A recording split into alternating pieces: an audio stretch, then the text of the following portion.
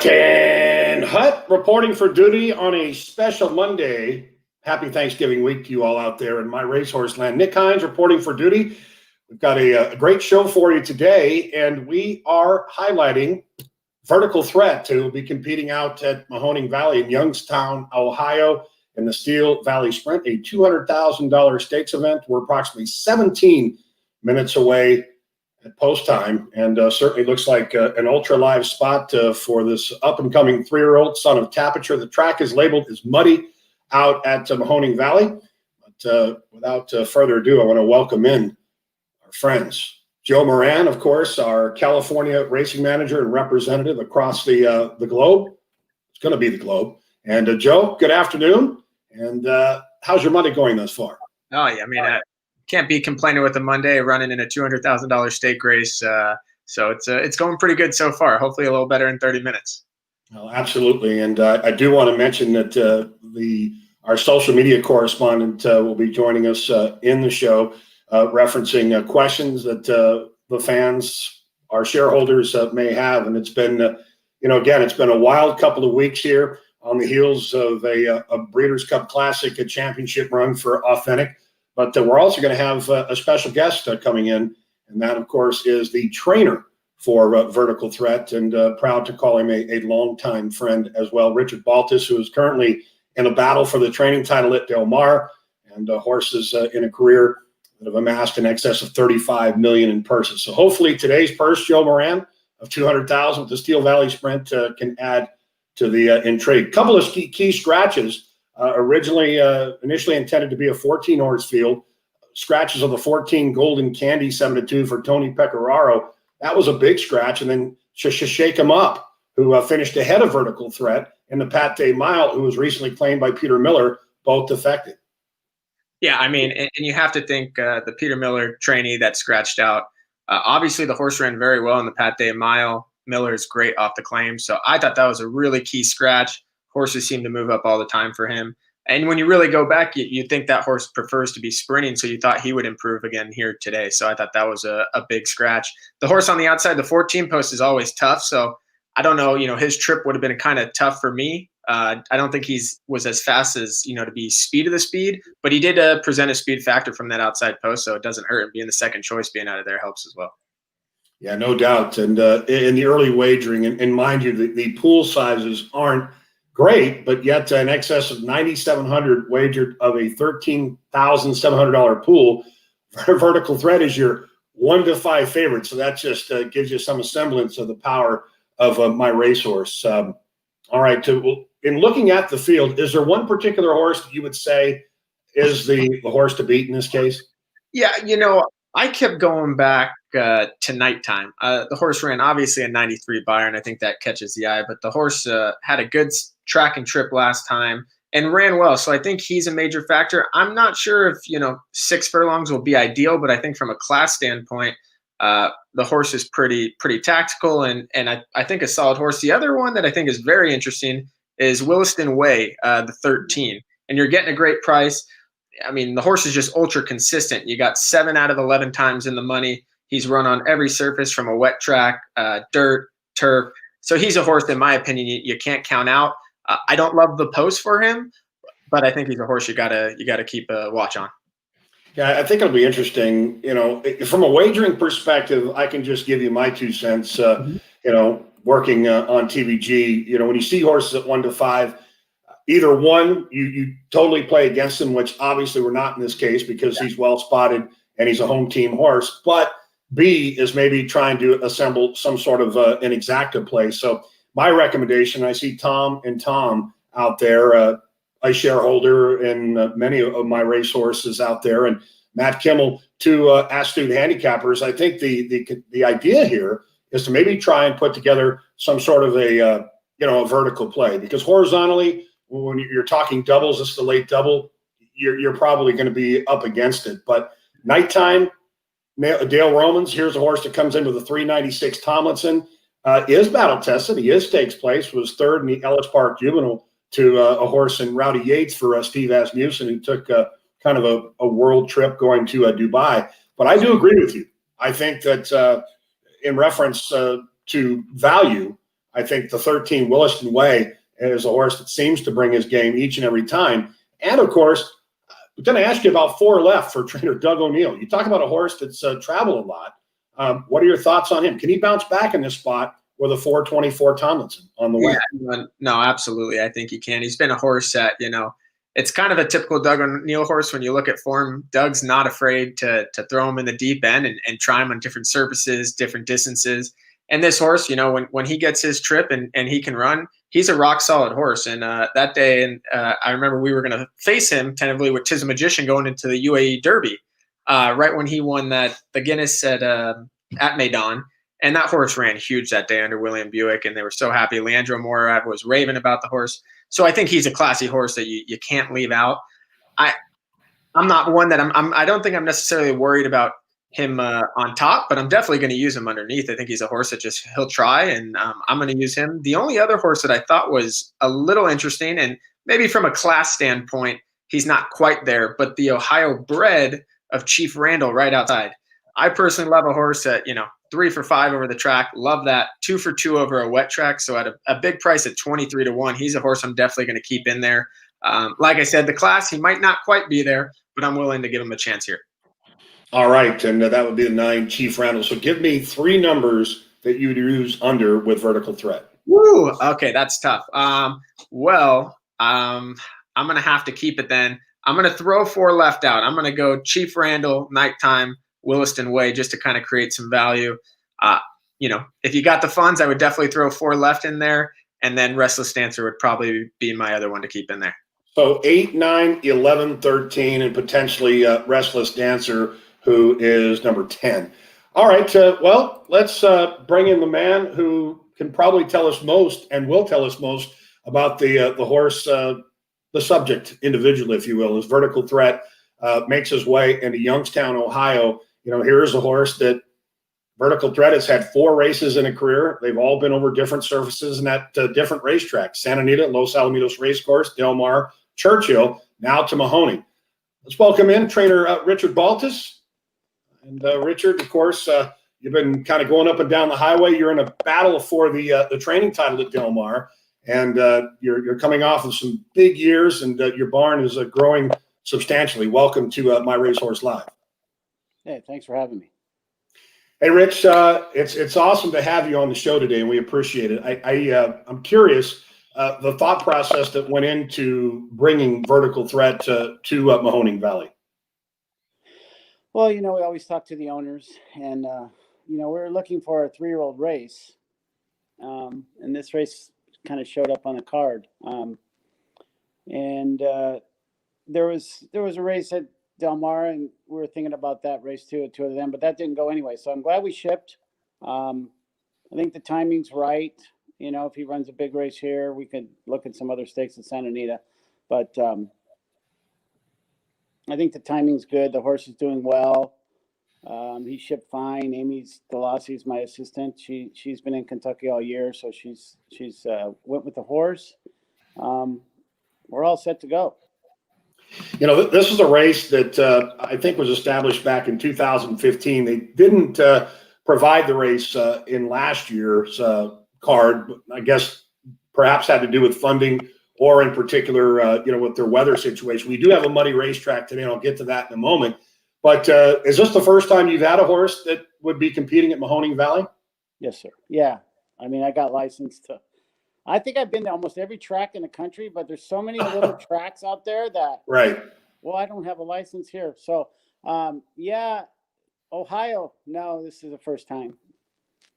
All right. They saddled up. They're about 8 minutes to post here. We're sitting on the board at 1 to 5. And, as I brought you in with Vertical Threat, noting that Heriberto Figueroa is staying on the mount. And, of course, he's 2 for 2. You can't knock that. And, of course, Slam Dunk Racing, Nick Casado. I know he has been, rather proactive in keeping Heriberto aboard. Is this a trainer call, or is this, kind of a management in the sense that you felt that he fit the best mold in going to a track like Mahoning? Yeah, I think you're talking about the jock. Right. Right. Fuzzy there, but sometimes you got to go with the guys that are sticking with you, and I always believe in karma, and I think this guy knows the horse very well. He hasn't done anything wrong on the horse, and we got the one hole. I'm a little concerned about that, but if the horse breaks well, we should be in good shape. How has he trained since the Pat Day Mile? You and I had talked after, along with our California racing manager, Joe Moran, and Joe Mishak. And, we scouted this horse back at OBS in 2019, having high aspirations. He was purchased for a modest $100,000, which in the grand scheme is a modest amount.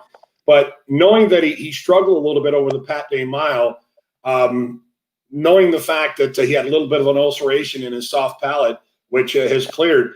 How has he trained at San Luis Rey? Have you seen a progression? Has he matured to your approval? Yeah, I mean he hasn't matured a whole lot, but his ulcer is gone. He's always been a good workhorse. We've placed a figure 8 on him, and he's been working great. I think maybe the Pat Day Mile was a little tough, but it might have been a little bit of distance limitations too. So I think cutting back in distance is the right move with this horse right now. And hey, we're here.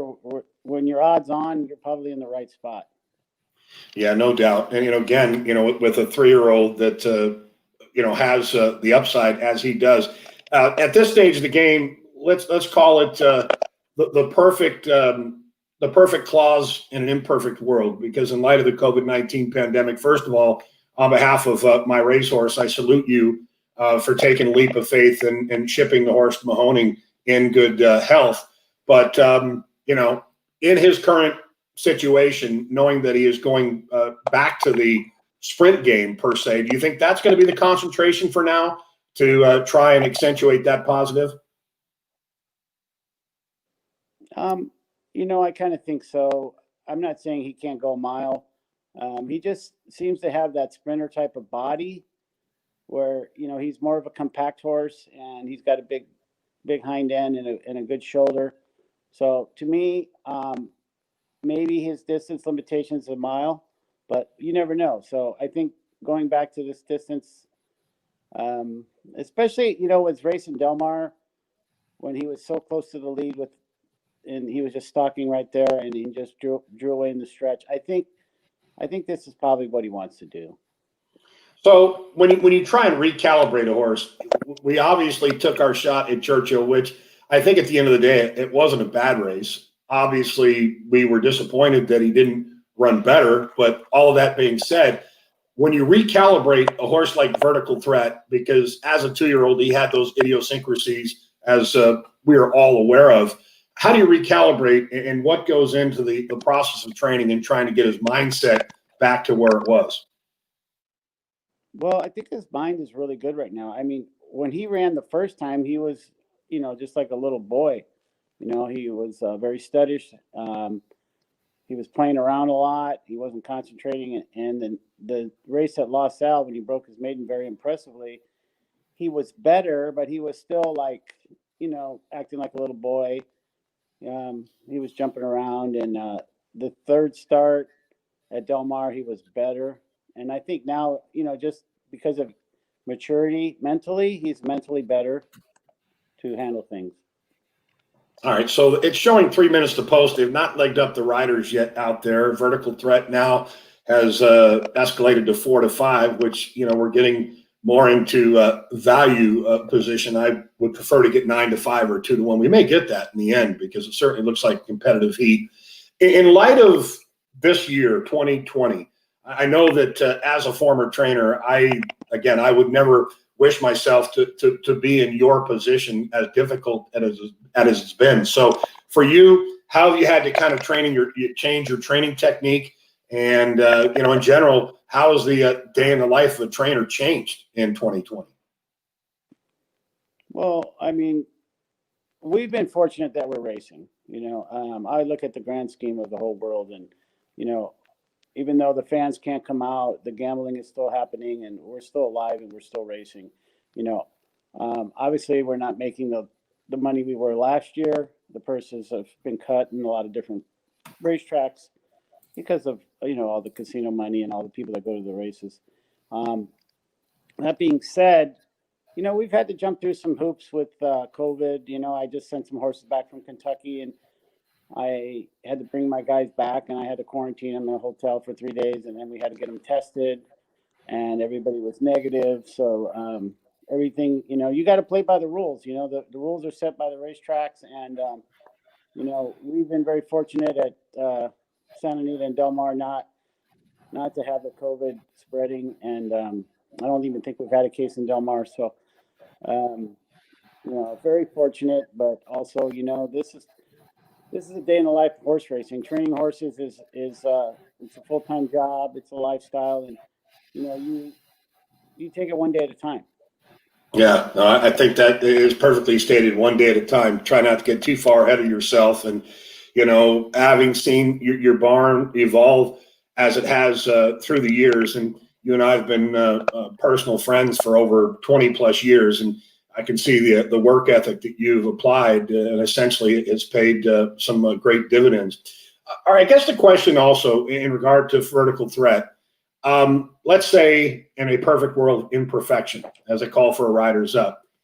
If he were to win today, would the Malibu even be even considered if he were to win impressively? Of course, yeah. I mean, I think 7/8 is right up his alley. And you just got to get your horse the best you can be. If he wins good today, we definitely have to take a big look at the race. And, we can't worry about anybody else. There's going to be some big names supposedly going in that race. But, we just got to worry about our horse. So. All right, Rich. We're going to take it one day at a time. We're going to take it one race at a time with vertical threat. We thank you for taking out the time and joining us here on MyRacehorse Live. A salute, and hopefully we'll be seeing him in the winner's circle shortly. All right, let's go. Good luck to everyone. Hoorah. All right, Richard Baltas. So thank you so much for coming in at MyRacehorse Live. Vertical Threat has taken to the track. He certainly looks to have a good energy level. Quite pleased with what I'm seeing.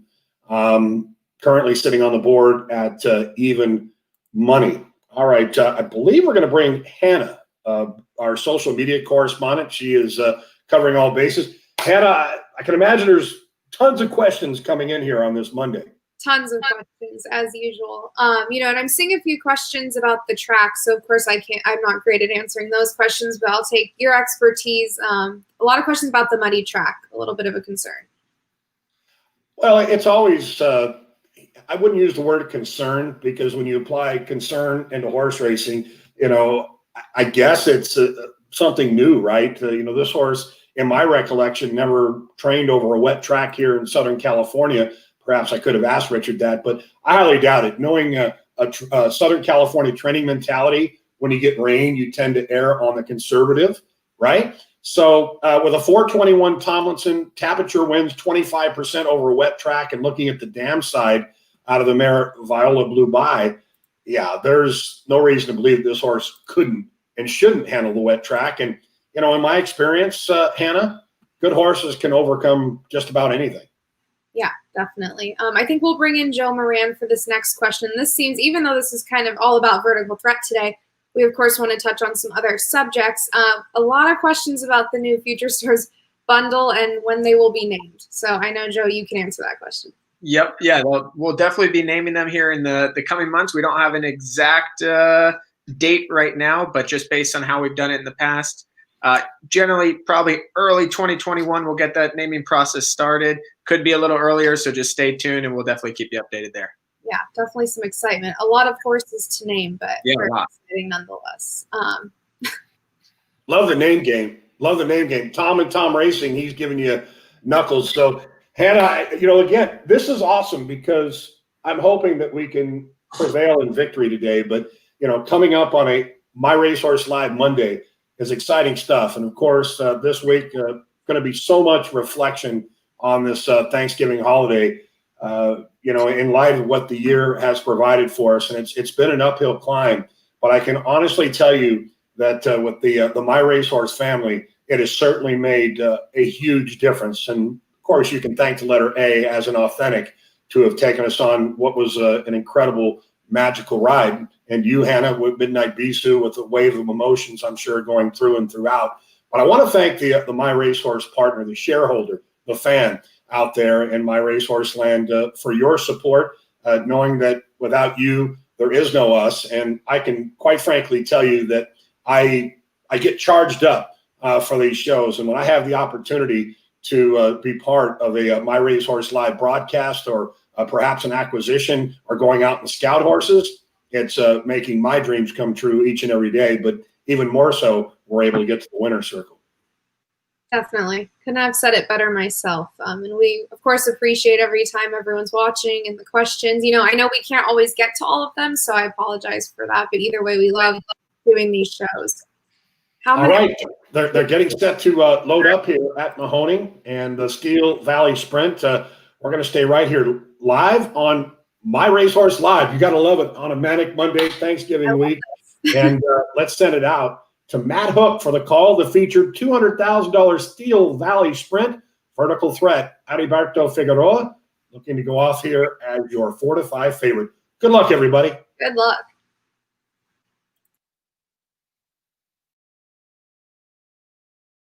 To load.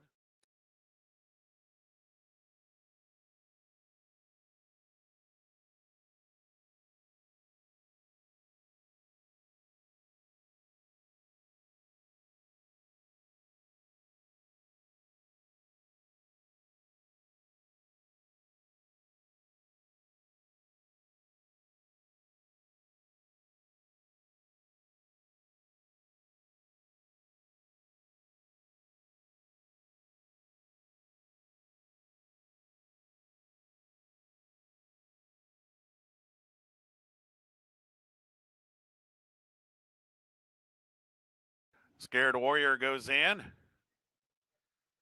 Nighttime. Try again is ready. Nano is in.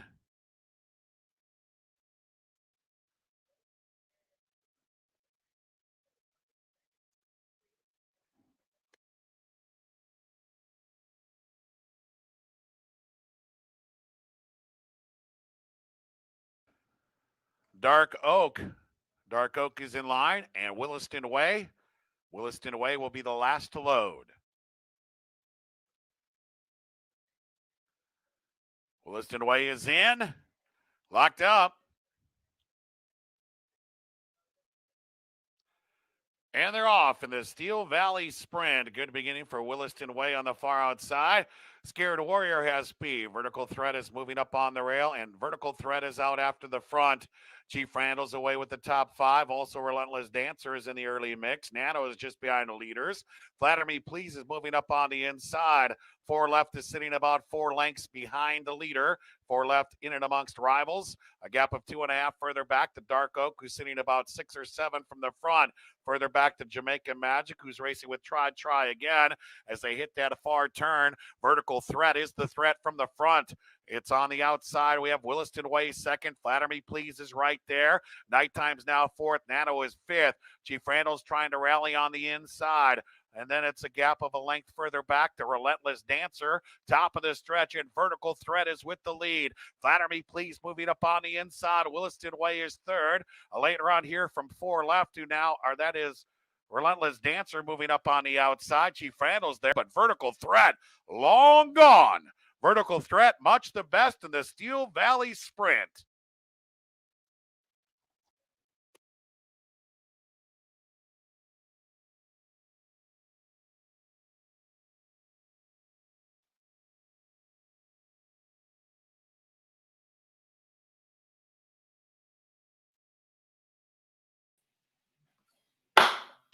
Woo-hoo!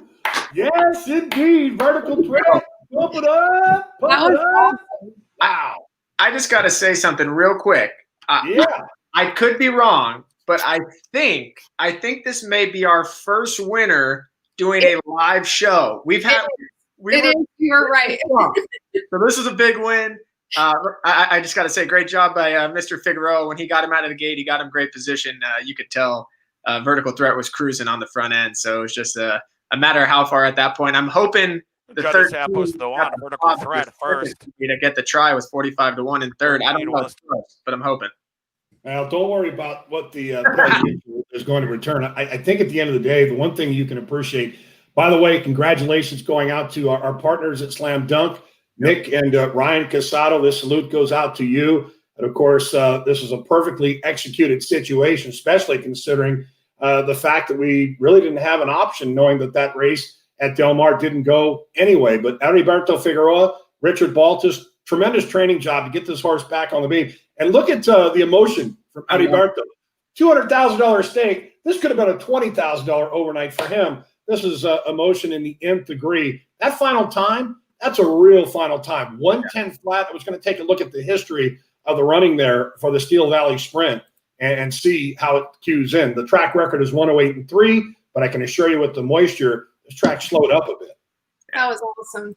So exciting. Also, I'm not trying to be rude. I'm like trying to post on social at the same time if I'm not talking. So just letting you know. No. It's all good. And I tell you, the bottom line is I can't say that we didn't expect this type of performance because we've had so much confidence in, is Joe Mishak under the weather, not able to be with us today. This is just an awesome moment, stating the fact that this horse had 5 starts now over 5 different services and owns 3 victories. And now he gets his earnings beyond the original purchase price and a multiple stakes winning son of Tapiture. That is just simply phenomenal. Yep. It's just really unbelievable. I mean, this horse from day one, I think always caught our eye in the way he trained. And you could tell even Richard, I think it was one of the parts to be most excited about is I think you could say he still hasn't even put it all together. I think today you could tell he's figuring it out and he did it very well, but maybe we haven't even hit the ceiling yet with this colt. So it's exciting. Yeah, Fred Kastalkin message in, regarding a deep track because they took a fair amount of rain. You can see, isn't it crazy how the world works? But vertical threat scores, the sun comes out and it's all good. But these are the moments that we cherish. Look, it may just be a run-of-the-mill Monday on Thanksgiving week for many, but for me, I'm sure you, Joe, right here on My Racehorse Live, this is this is just, I've got like goosebumps, man. I mean, this is awesome, and it's the performance that we had hoped for, in light of the Malibu, which will be kicking off at Santa Anita opening day, grade 1. The likes in Nashville are going to show up among others, but what a wonderful opportunity to take advantage of a decent sized purse. Absolutely. And I want to give a shout out to, I can't remember the last name. There was a Steve that said, if we win today, I'm never going to be upset on a Monday again. And I was right there with you. I meant to give you a shout out earlier, but we can't be for a Monday. This is the best Monday I've had in a while. And then just a big thank you to Mr. Baltas. Great training job getting him back. And Amy DeLossi, she took care of vertical threat when he went out for the Pate Mile. She traveled behind the horse, behind the van yesterday, driving to Mahoning. So a big thank you to her, doing a great job here. And Hannah, obviously fielding some excited folks out there, whether they're partners or just fans. Sharon Abston certainly made it look easy. The one thing that really struck me, Joe, you know how difficult it is when you're drawing the rail of a 12-horse field and trying to work a trip. But, while he didn't break on top, the effort in which he got to the front was effortless. Yes.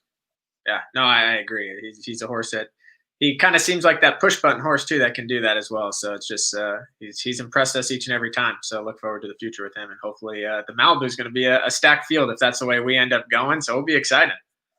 Yeah, no, it's again, and the fact that Heriberto, he's unbeaten aboard the son of Tapiture, and now 3 for 5, as we alluded to, being a multiple stakes winner. And reflecting back on the Pat Day Mile, in addition to, we mentioned the ulceration he had with the soft palate, which took some time to heal. And, as a former trainer, those are the types of things that if you're not real proactive with, when they have an ulceration of the soft palate, it can turn into a chondritis, and in turn, you have yourself in a major breathing issue situation. But, again, props to Richard Baltas' assistant, Ruben, down at San Luis Rey. It really seems like vertical threat. And Joe, going back to when we scouted this horse at OBS a year and a half ago, this was a horse that you didn't want to turn your back on because of those idiosyncrasies. So it seemed as if the base at San Luis Rey is the place for him. He seems a happy camper there in Bonsall, California.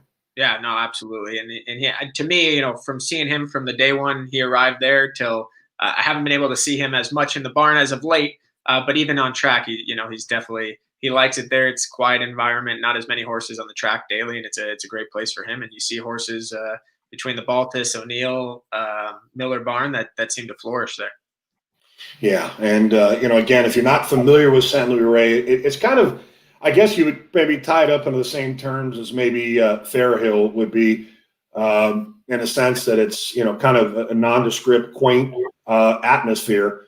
And obviously he'll return hopefully safe and sound. A little tip of the cap going to Amy DeLasse, the longtime assistant there for Richard Baltas, who took the trip, followed the van over to Youngstown, Ohio. So pretty nice to go in there and seal the loop. Hannah, how's the social media going? Crazy?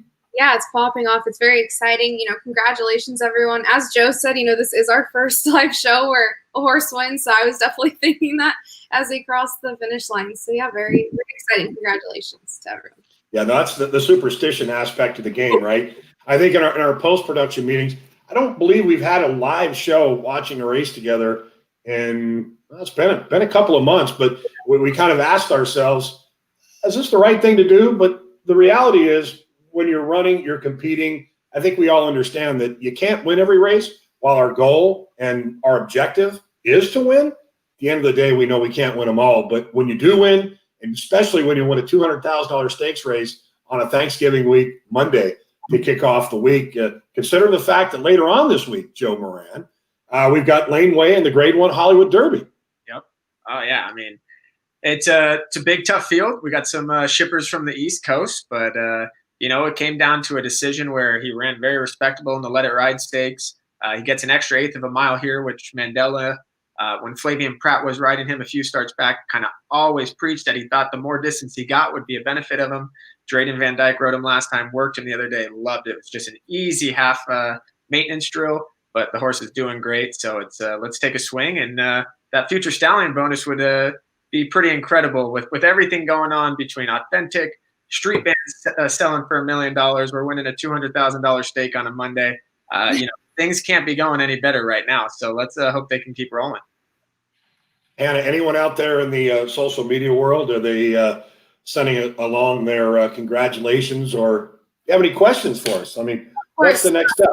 Yeah, so I have a few questions that, from this week and past weekend that have been popular. I know one of them I can answer this time. A lot of people are asking about groups for the new horses. So just to let everyone know, if you go to the MyRacehorse Facebook page, there's a few different tabs to choose from up the top. If you click on the More option, groups will then be right there. And you can find all the groups we have to, for the new horses, the bundle and all that. So if anyone needs, that's the answer to that question. And then also, Joe, I think you can answer this question. The MyRacehorse shop, a lot of people want to know when they can get gear again.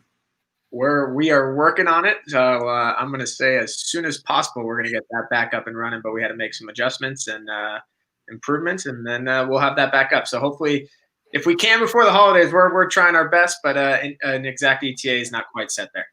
Yeah, Joe, I can only wear this one shirt so many times. I said, what am I going to do? I've called the boss. I've called our operations manager, and here I am.